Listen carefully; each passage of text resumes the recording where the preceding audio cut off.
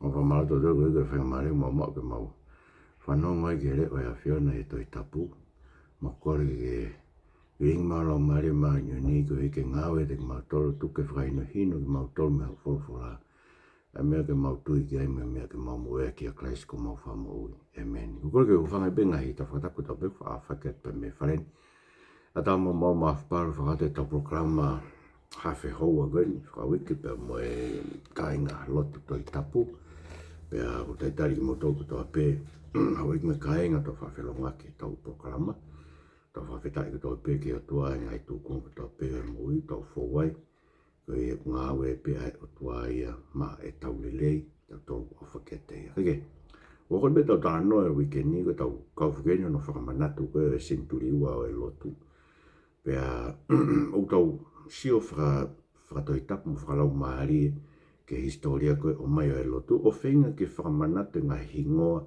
aia e taomi aia. Ta mai hore sa me tātahawa vesi o no koe whaito tonu e ai maua i peho no whakamanatu o taingata. Pe ko whakami tau whakamanatu ai maa nioni koe ni ko misa Nataniela Tana. Ngoko kulau koe ni e tau klama ko hiri koe tangata fo koe ni ka tangata e to ton ke tahanga whakamanatu. Koe na matu ungai mo ui ai lotu i tongani. Nā reke mo ui lotu e ngā santo masi i hifo. He na i paupe ke tāpuni e koe he na reke lawa e ke whakaului a ata mai hau eki koe ai. Pe koe reke lawa e ke whakaului a ata mai hau eki koe ia. Nā eku begi he nau whehanga hangai au pito ai hau eki pe mai Faifekau misinari mo santo masi pe pau e ke tāpuni. E ngāwe ko ia e tak tawalu wahiwa na tau whamatala ki ai. Nere ke mo ui e ako, ka ke mo ui e siasi ai. Ka nau hiki mai ki Nuku'alofa e koe whetue ne o laki tuku ai. Ai siasi whakaristiane e sia ko whai ongo. E malu koe o area motua. Ai ngāwe ai. Ai nongo Faifekau tahisi. Teke, o ko whaamu ke tau manatua misa Nataniela Tana. Whanongo e ke whahingoa e ngai whare koe ko Tupu. Wai ngoa person tō masia mo haifua, kau Faifekau tonga, ko kai kia hawhare pe ka wheitu. Whai longa ea hingoa e maa ni koe ni maa ni oni na tupu ai mo ui ai lotu wesi ana i tonga ni komisa Nataniela Tana. Sai, o kisia Faifekau hanga ulau sisi au pita whamanatu lava mea Faifekau koe ni ko Faifekau ina ni whakahawhi a misiona i wesi ana.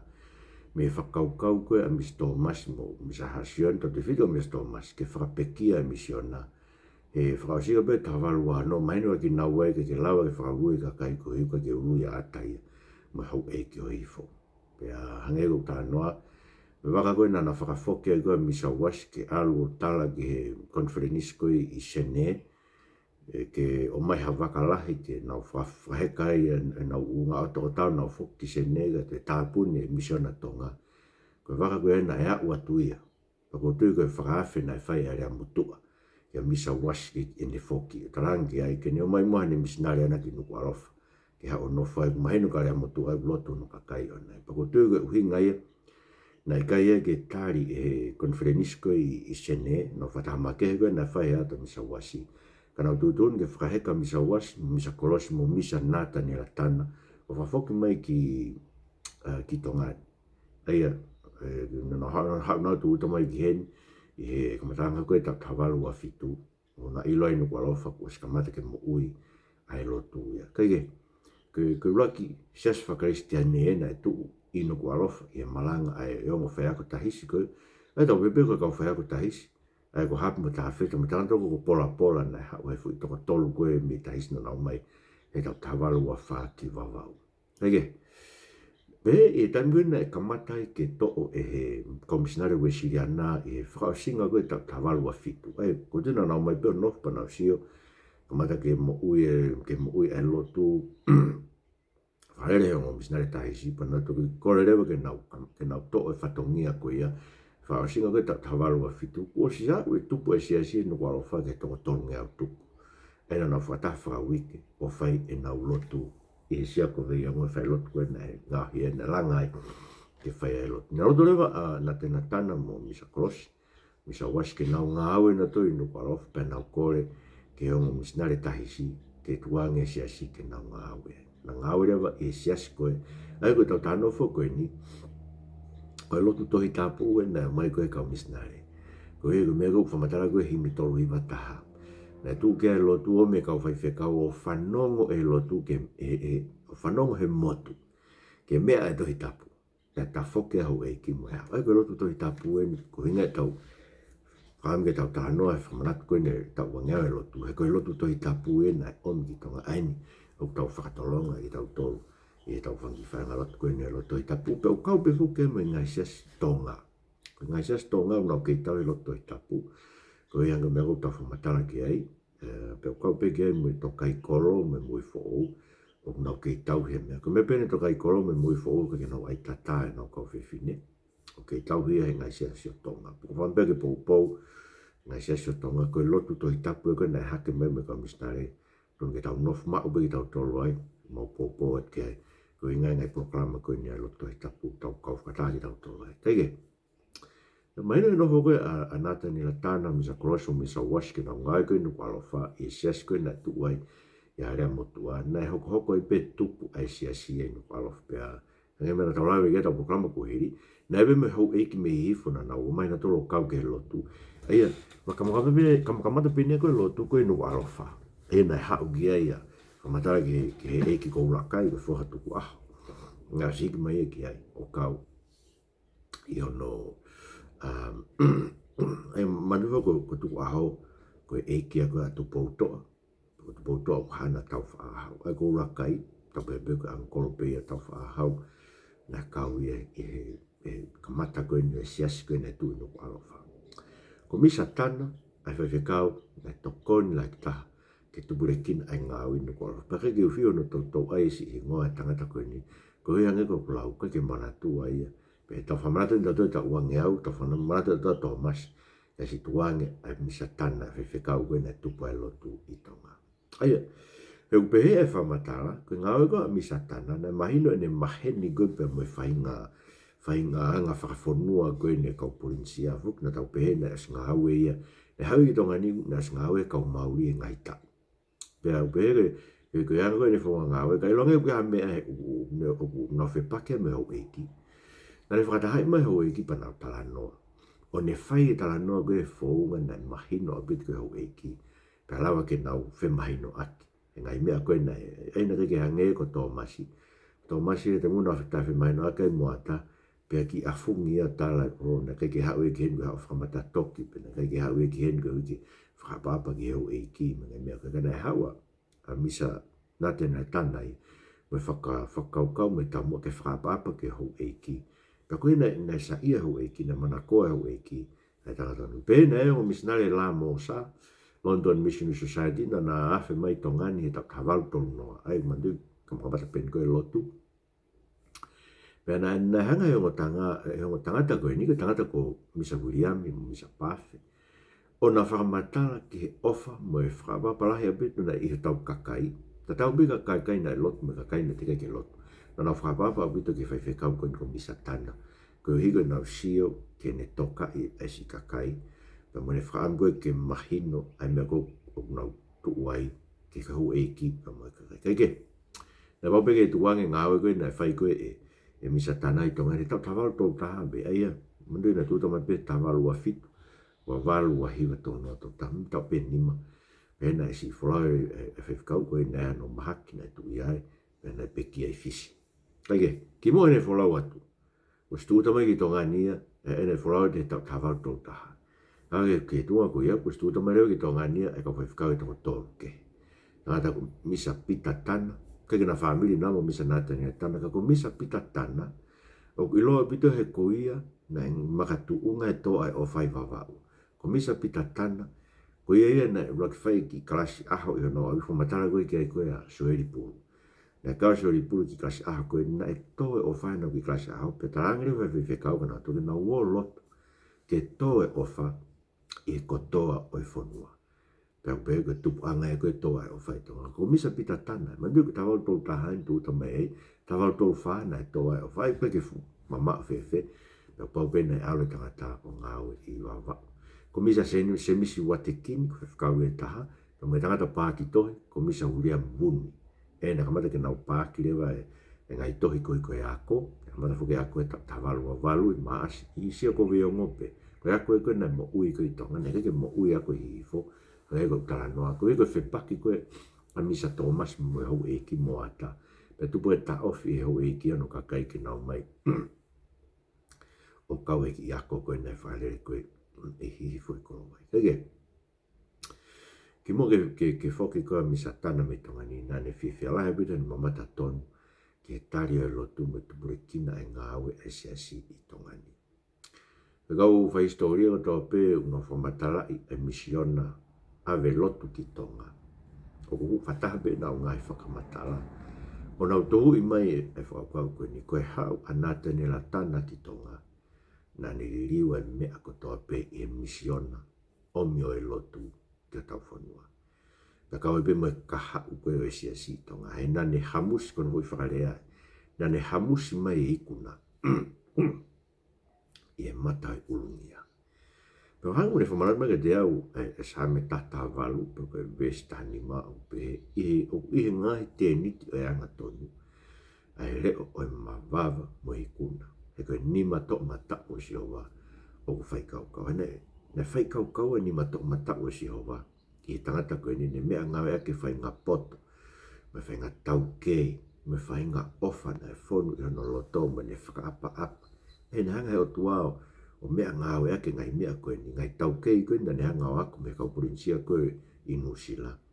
Ke whakamafola ake pa whakatupure kina ake ai lotu mo i sias whakaristiane i tonga. Eia, koe nima tō matau i o siawa ne Faifekau kau. Pau hangei une whamanatu mai whamatala koe, o ko hai haua Samuela vai haua tolu ve siwa me honga furu ke taha kau toa a te vita ka tangata ko Eliesa foha o tō tai koe hako i ahoa ai ko no whamatala upe koe taha i e tolu i helo na i a te vita he nau luki ke kau Fristia ko whakate fua kei ke tau pe ko aluhake a kau Isleri na tu uia o tā i a kau Fristia ka eua ke mamate ano ni mao pipiki ke here tā pe a whai e si hoa ha whakamo ui lahi i aho ko ia. Pea whoke ka kai mui ke te ia, ke vete. Pea whofora tonu e tau eiki. Whawhitai pēke toa. Une whamanat mai e he toa gani ko Eliesa. Ai ngā au gana whai e Nataniela Tana. Na nima ke he o tua ia. Ke whai hafu whakamo ui lahi i a tau kakai toa. Ni ti taim no a bitu pe. Ai i tau pe nima ne ngā au gani tau e whaka pa te tau lau. Me tau tawalu a fitu. Ke tau tawal tau taha, me me tau pewha. Pea ulau e kau whai historia o pehe. O kusi au pitu ha tangata tene lawa ke whakahoko ha ngāwe lahi pehe. I ki taimi no. E ngāwe na whai Nataniela Tana ke no whakatu ai lotu ke tu ma i tonga. E ki whi taimi pe koe ni tau e whāna ne ngāwe ai. Ko wharea peke ai ka tangata. Na whakamoone e baro meska si Jesu Christ ko e mātiu wa hewa valu. Wes taha walu te wanoa ni pehe. Mō ki māmai. Ngā he ka kai ko tō bēga ko wako. Baptaisu ki nau tōre wawhai tamai mai alo. Lau maare maare. Riko mea na nau whai ende tau hokat ke tau whamata. Na nau baptaisu ka kai. Wawhai tamai mai alo ma lau maare maare. Oni pa pehe mare whakasi. Pea teu ia tek mō tōru. Wau ke ngatanga māmani. Eko tangata ni. Nataniela Tana. Na e hā e ne mo ui ma ne ngā we. Na e kau mo ia. Ai 80. Ko rawe peawea koe ngai whamanatu koe ni tau angeau me whakawenga koe mea te pūe koe rea ia. Misa Wesley. Mea te pūe koe te tau tolu ai otua. Ka koe tui awea koe tau pehe. Anga peka te awea koe ki whakatolahi pehe ke tū koe tau ea tau e wangeau. Ka koe mo ni kau mai otua e te tau tolu i e ni wholofola. Ko whaambeawe ke whapapau. Ko pego, ko mea te pūe, ko te tau tole o tua. Ko whee o tua. Ko toa kau mai te tau tole ni whorofora. Mahin o whaame o toa ke tau tu mao ni whorofora. Ta ua ngau koe ni lo tu ko whee tu unga e tohi tapu. Ia mo ui ai siasi. Ko wheo i mau inga ton ke tau tokanga ki ai. Tau kei mui ke tohi tapu, pek tau whasi kaka i ke tau tole tohi tapu. Ngai o ulau, ko Lotutohitapu nai hau. Ai nai ome ka misinari koe ni Nataniela Tana. Ai ni ki tau hi ki tau tolu. Ka me ngai ses tonga. Ai au, ko Faifekau tangata. Pea koe ai tata kau whewhine. Kake, no whai na tue misinare.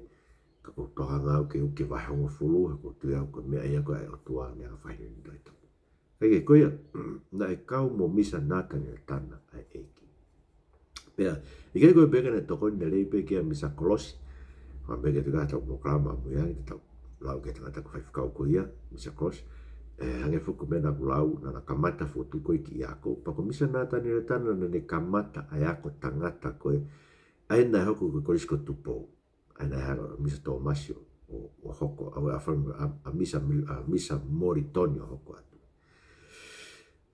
o ke hafa manato si tangata e ko Tupu ko ina ne kamata ai ako tangata ko misa kolos na ne fai ako e kau fefine ai ni hoko e ko kunsalote ya na i me fo e kau fefine na nau ako e ko Tupu ko e si fefine ga ta ngai ku ya ko ina kapteni e korisi e tavalu he valu ko ke tau mata to re ko tu pena na Faifekau e si mari pe fefine ko e nie ke kau fonua pe na ko pe e ko fefine mo halu pe no mari na halu pe na ka na poto ya na kapteni e korisi ko Tupu e ko tavalu he valu ya ta mio na te fukma mi sa moritoni ko te ta moritoni o hoko te nga e tonga ni tavalu hi vatolu kai tavalu he valu alo e ke tai no fitu pe to foke au pito mai ki sene kage ko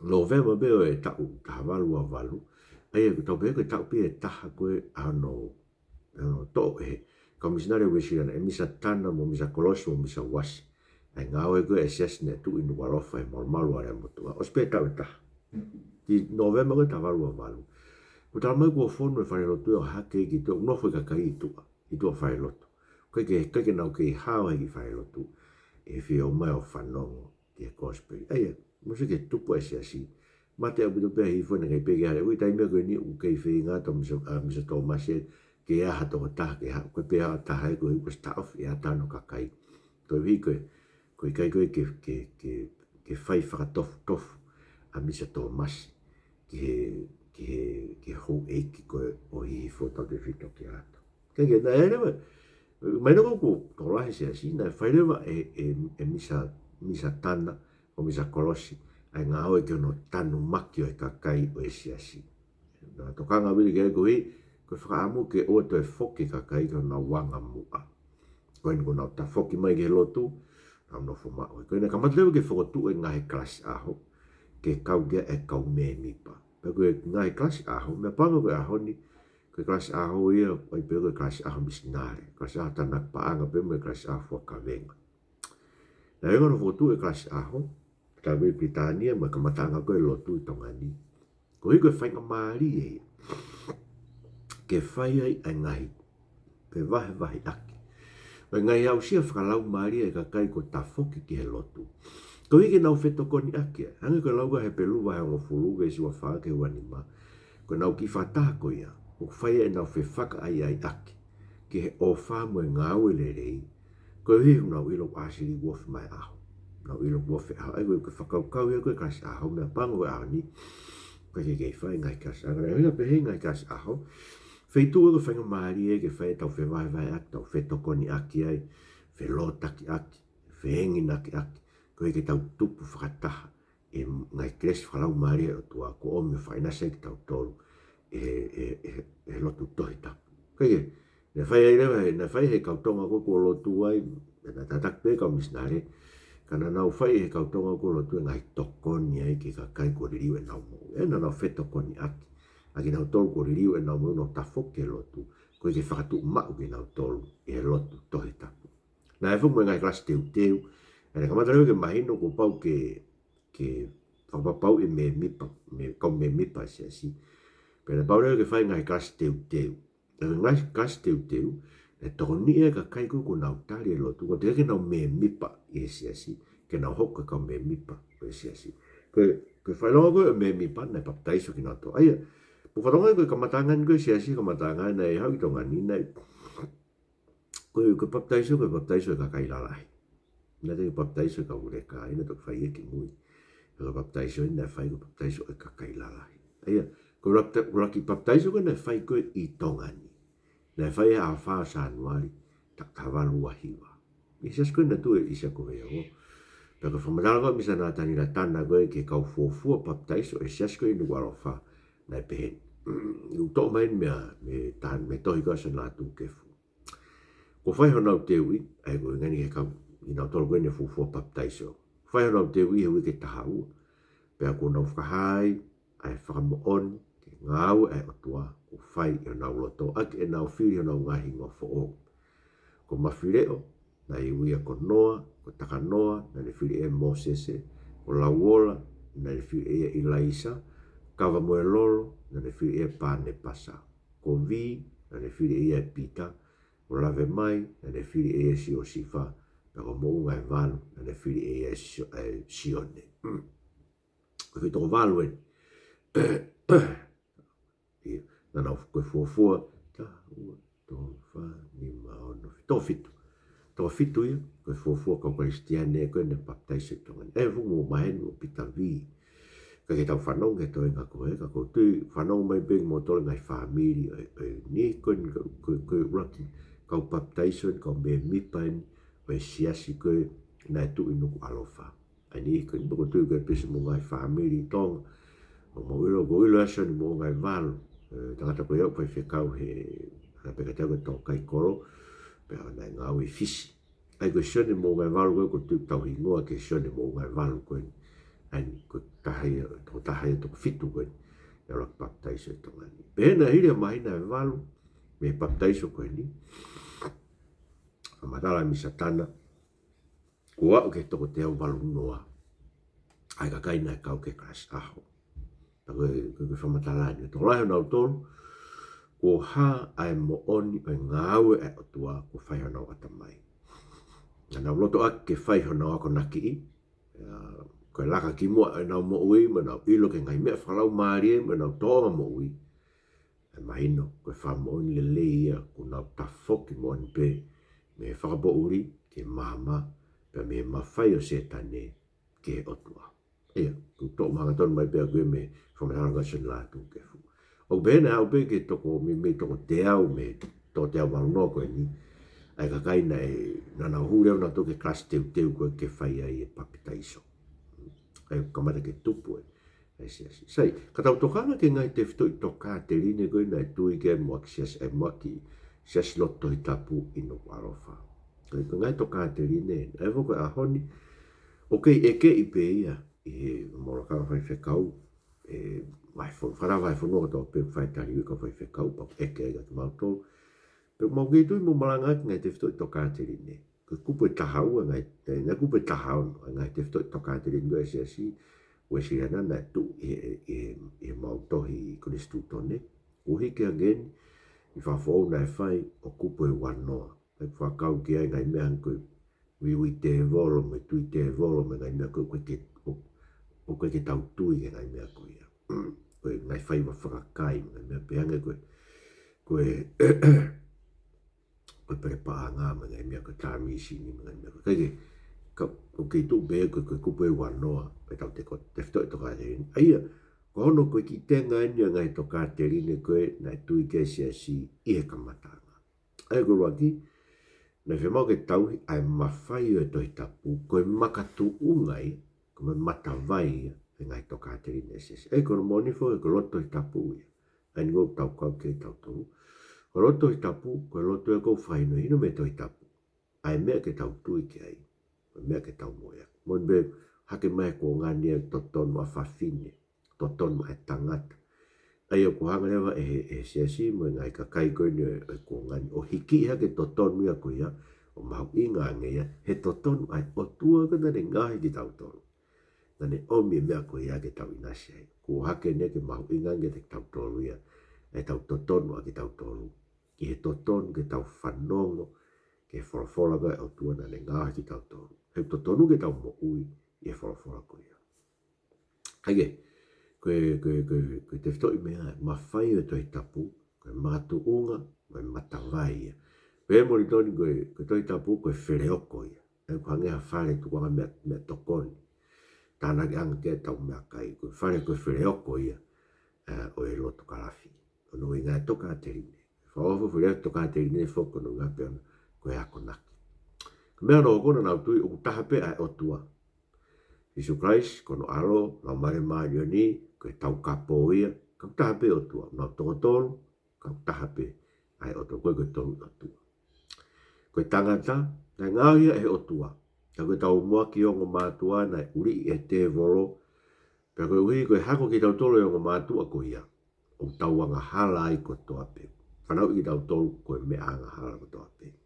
Ton ke tau ilo ia, ko tau te fito i ngā tūla, whi mak koe ke ririu. O alo e kakai ki heri, koe tai whamore more na wahi anga hala. Koe unau na tolo ngā wei, kai ke nau tui ke si Isu Christ, koe o mawai, e whamore more, koe tau wahi anga hala. Koe ia, koe hiu tau wanga hala ko toa pe, ko tau amana ki anga pe ko si Isu Christ, koe whamo ui. O ko fau mai, mea si Isu Christ ke te tau tolu, e ngā ue e lau maari maani. Sike ke ngā e lau maari maani ni, koe lau maari maani ni, hau ia wei o tau loto, koe ui ke tau tui, ke tau whatomala, ke tau tafoki.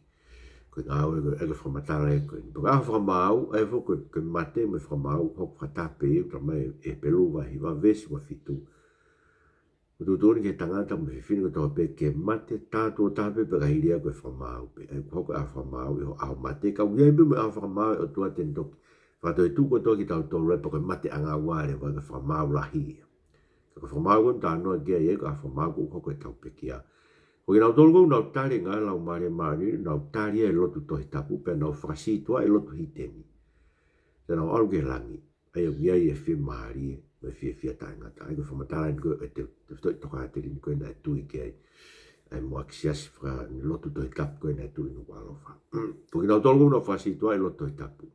Te nau alu ki he, ai o whamamahi e ki nau tolu o tai ngata, ai afi tai mate.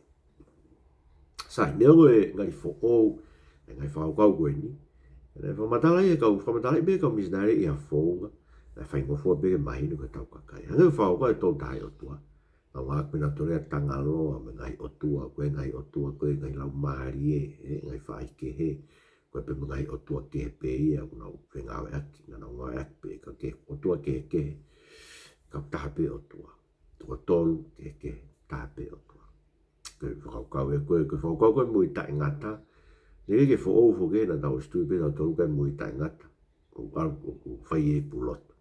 Kono ke he pe, koe ui e koe mui tai ngata koe na tui ke tau lotu mua. Koe mui tai ngata pe ke hou eiki pe mui tui. Koe mui tai ngata koe hau me Lotutohitapu. O atai ke ata pe tui ke eiko si Isu Christ. Poko whaam ke tui ke eiko si Isu Christ. O e ke tui ke whaukau pe o ko ngā we pe awe pa te tok mate pe pa tok tamahe o tua pe te au ki o e te ke au koe ki he. He kuinga ho lau pe he, ko he koe ke tui koe ka si Isu, ko ke nofo koe ho ngā we. Ko no ngai ke pete ke whapapau e koe ia, kua lahi whe unga ho ngā we, pe ka kato ho ngā we.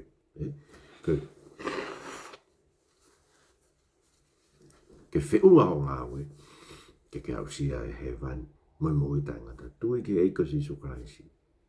Sai, e koe he koe whainga mahare ho e ki moe tua. Koe tonga moi koe a Lotutohitapu na mahino bitu peu whainga fua. Ko no whain peu tonga moi koe peke a hanu hoki. Whainga fua no tānoa e ofa e, koe whain peu ofa ki whiri whainga taka. Koe riu moi koe na whainga Lotutohitapu tau kakai, na e mahino bitu he ange koe talaloto. Koe talaloto ni o hiki tohi mai e soni la tū kefu. Heko mai koe talaloto ni e tangata na i tafoke lotu ka kua ofio no aho mate. Nare pe, koe tangata kōwia, kana aku whaitai ilo pe, ne kei teu ilo o kau ke si hova koe o tua lahi. Ka koe ni ko ilo ke te ia, ka ko tafoke ke te ko hoku tui pe mo ko tōku i kai hato e taha. E waweni meha aku mate. Ka koe kei teu tokanga ki ha mea o kau ki hoku sino. Ka ko kulau maari e ku tokangia, e ko mana wahe ke alu ki afi, ta e matama te i, o ko whi alu au ki langi.